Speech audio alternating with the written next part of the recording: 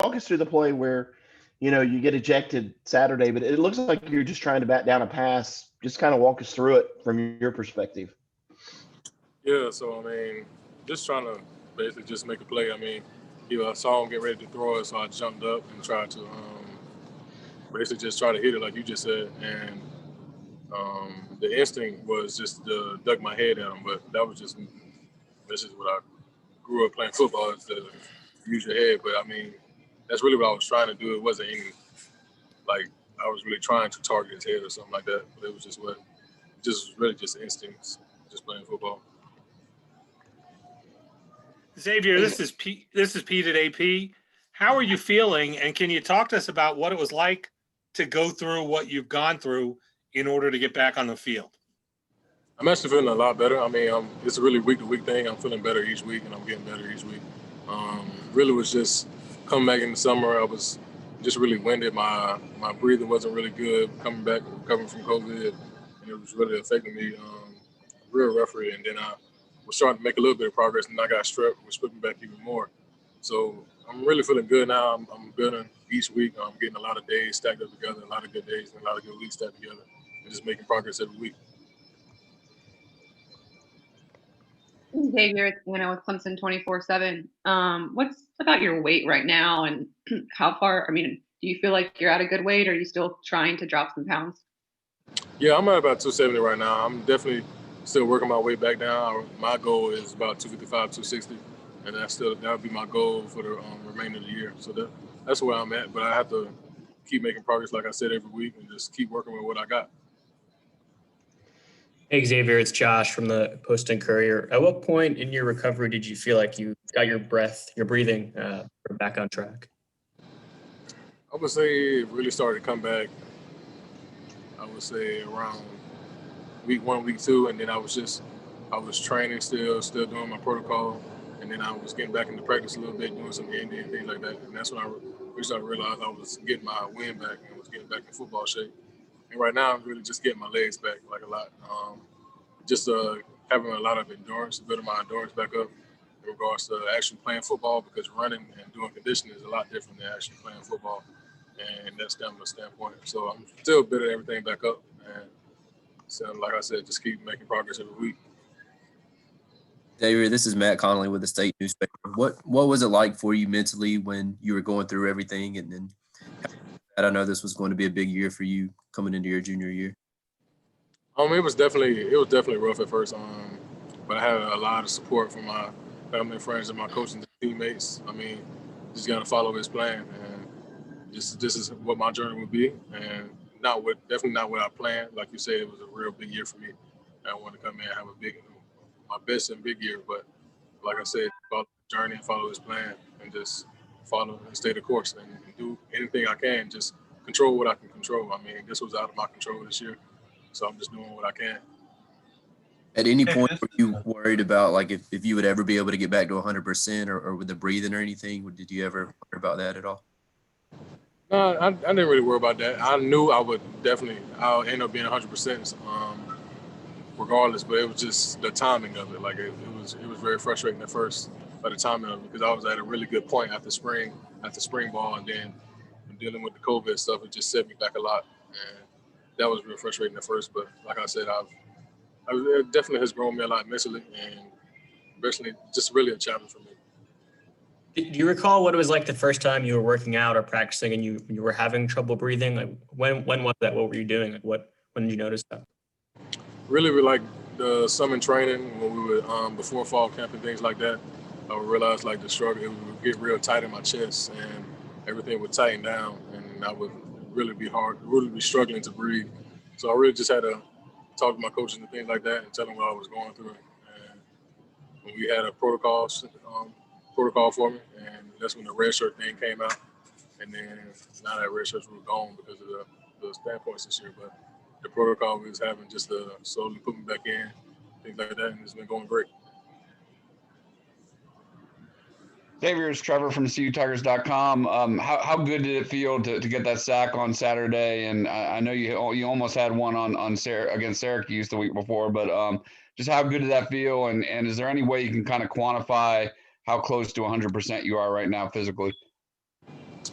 I would say I'm about halfway there. I know where I can be, and I know like the best I can be, and I'm nowhere near that. But like I said, I just work with what I got right now, and I mean it felt good to get a sack.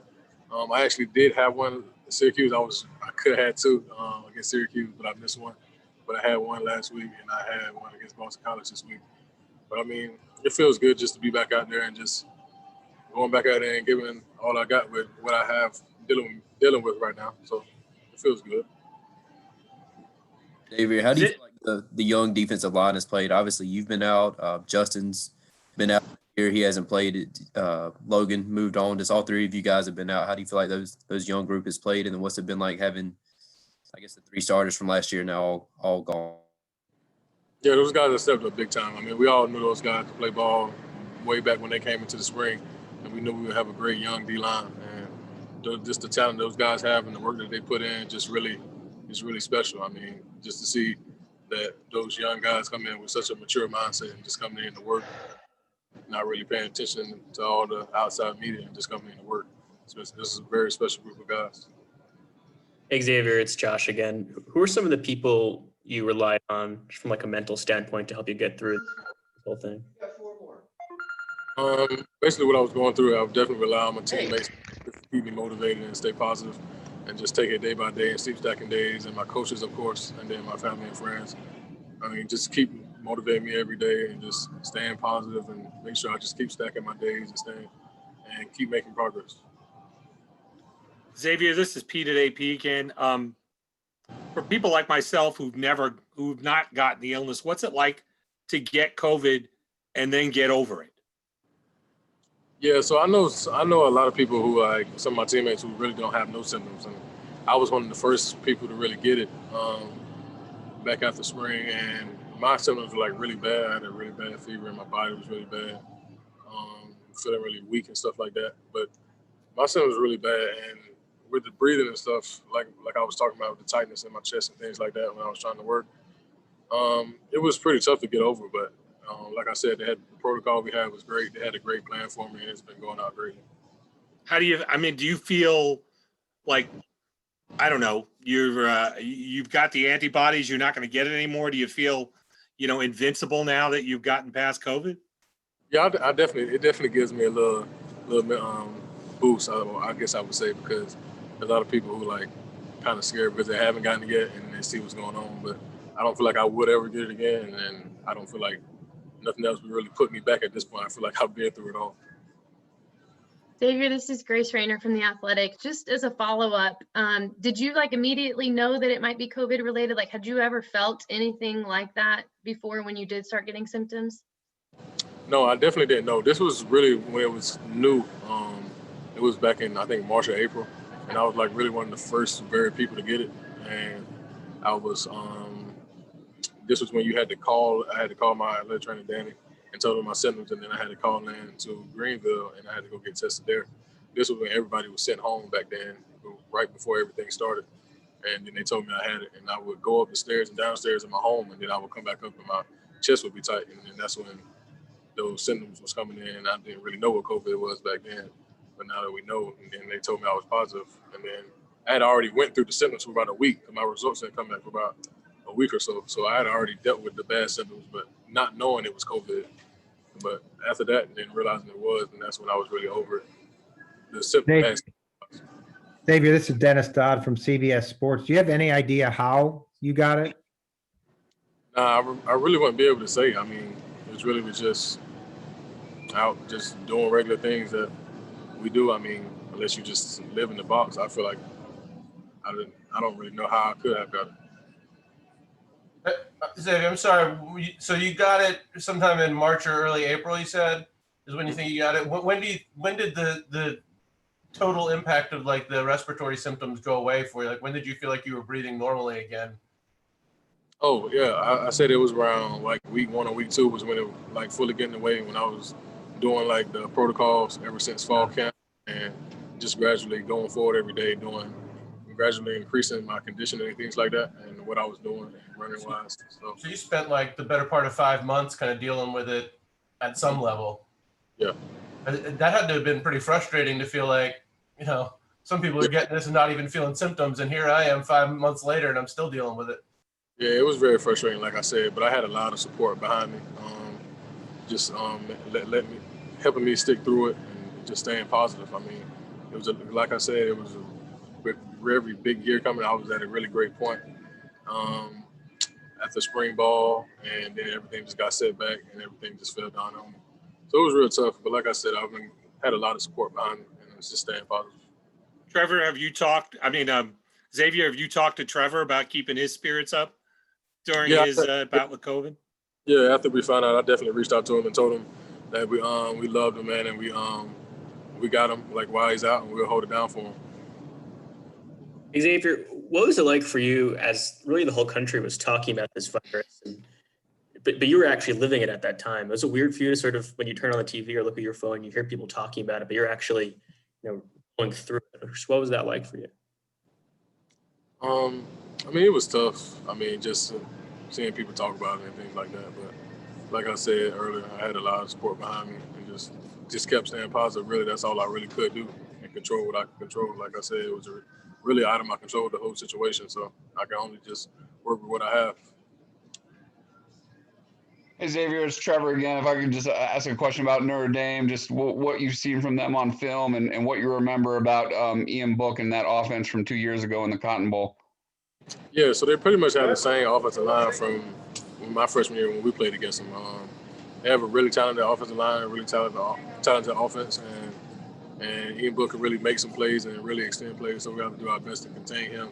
And they have some really good tight end group and some great outside receivers. So we'll do our best to contain them, and it's a real talented team. So we got to come with our A game. Xavier, you get to see a super talented quarterback all the time on practice with Trevor. I'm wondering if there was anything from the spring or over the summer that stuck out to you about DJ when he got onto campus and what you've seen from him in practice.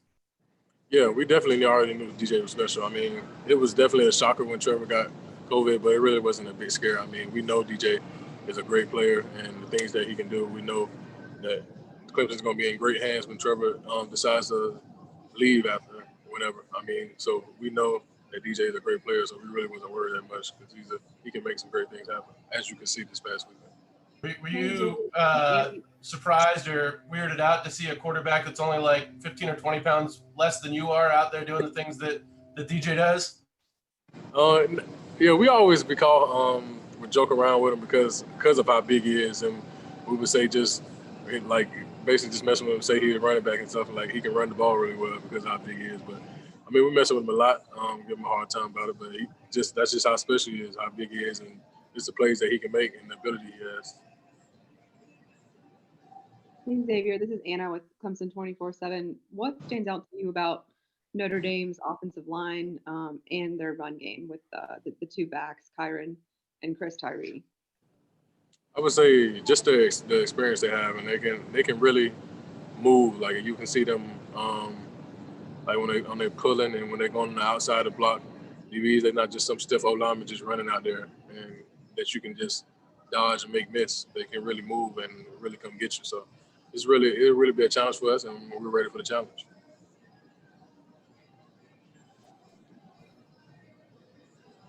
Any other questions for Xavier? Xavier, the defense last week it gave up some points early and then came through in the second half and really shut down BC.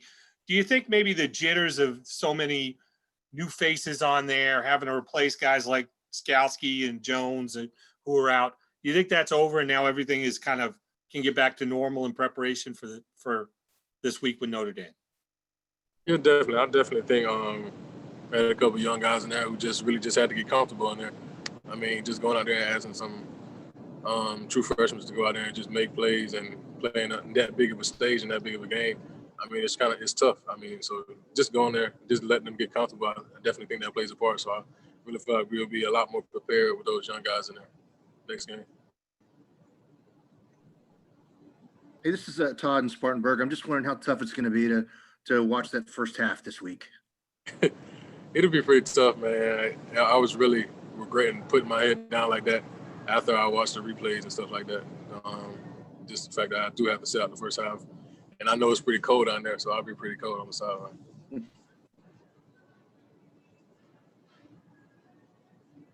Xavier, Okay, what's your mindset go now ahead.